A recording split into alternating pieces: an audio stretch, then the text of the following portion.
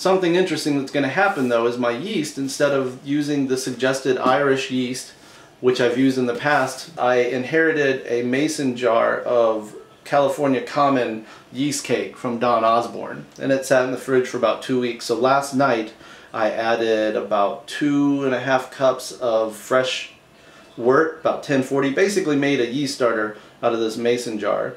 And as you can see here, it definitely separated. You can see some trub and some debris at the bottom and an active little section of liquid above that, and then a little bit of krausen even on the top.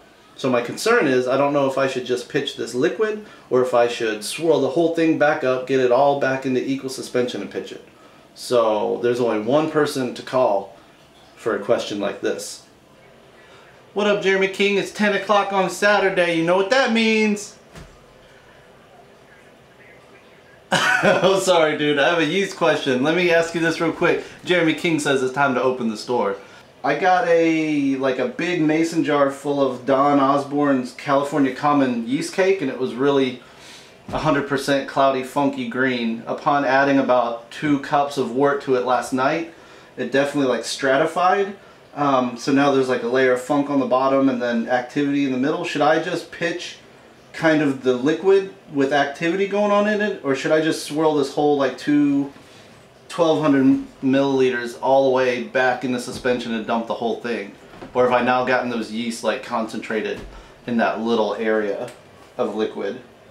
Okay, trubs and hops from the last brew and stuff. Okay, cool, man. Well, open that store. Milwaukee store will be open in 3 minutes.